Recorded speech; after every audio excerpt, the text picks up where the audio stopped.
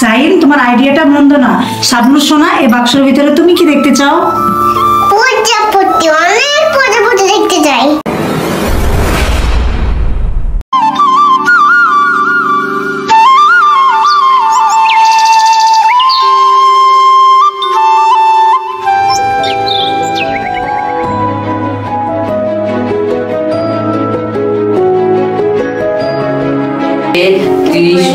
ঘর একতলার ঘরে দেখ।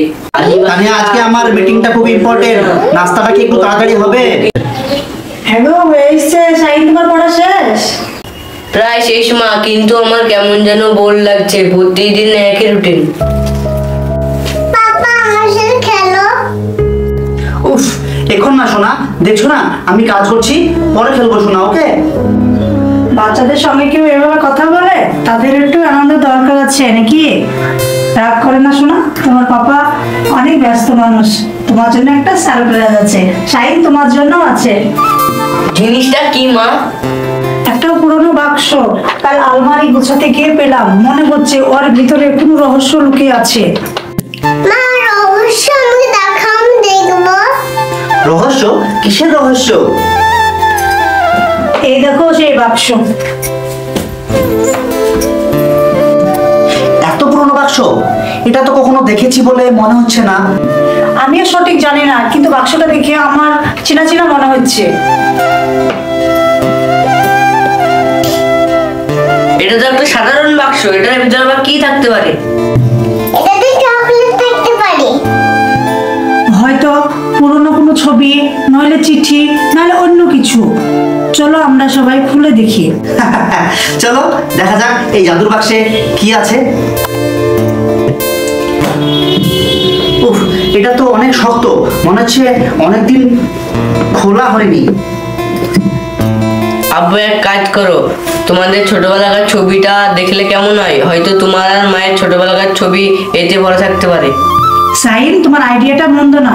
শাবনূর সোনা, এই বাক্সের ভিতরে তুমি কি দেখতে চাও? প্রজাপতি, অনেক প্রজাপতি দেখতে চাই।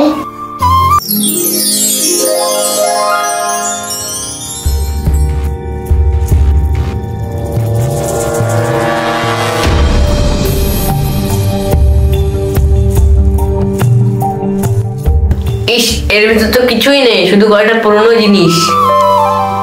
এই সেটা কেমন পুতুল। যাক বাবা, আমি ভাবছিলাম হয়তো এর ভিতরে কোনো গুপ্তধন বা কোনো ম্যাপ পাবো।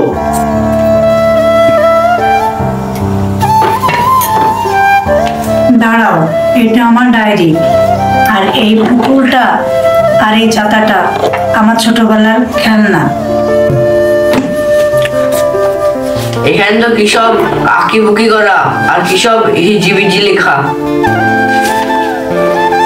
এই ডায়েরিটা আমার ছেলেবেলার। আমি যখন তোমার বয়সে ছিলাম, আমার এখনো মনে আছে, আমি একটা সুন্দর মাটির বাড়ি বানাইছিলাম।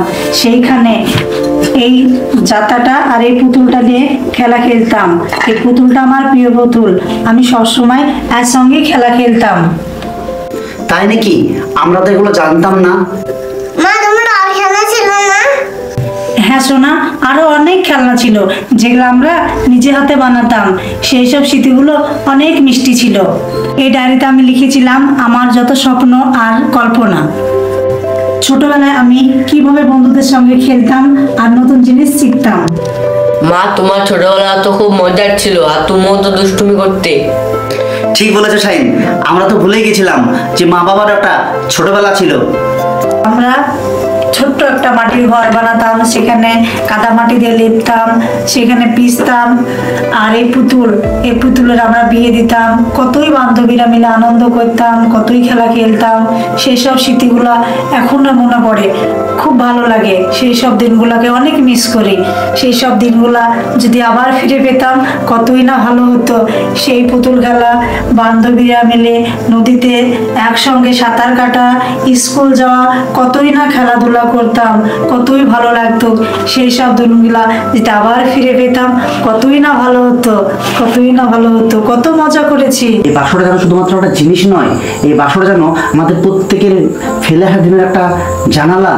আজ আমরা যে যার মতো ব্যস্ত, কিন্তু এই বাক্সটা আমাদের আজ মনে করিয়ে দিল সবার জীবনের কিছু আনন্দের মুহূর্ত থাকে যেগুলো খুঁজে বের করতে হয়। হ্যাঁ আব্বু, আমার মনে হচ্ছে এই বাক্স থেকে পুরনো স্মৃতিগুলো উকি দিচ্ছে। আমার এখন অনেক ভালো লাগছে। তাহলে এই বাক্সটার আসল জাদুটা কি? এই বাক্সের আসল জাদুটা হলো হারিয়ে যাওয়া হাসি খুশি খুঁজে বের করা। আমাদের প্রতিদিনের ব্যস্ততার ভিড়ে একে অপরের সঙ্গে গল্প করা, পুরনো স্মৃতি রোমন্থন করা বা শুধু হাসাই ভুলে গেছি, এই বাক্সটা সেটাই মনে করিয়ে দিল। চলো আমাদের কিছু ছোটবেলাকার জিনিস এই বাক্সের ভিতর রাখি, ভবিষ্যতে যখন সামনে বড় হবে সে তখন দেখতে পাবে। কি মজা, আমি খেলনা রাখবো।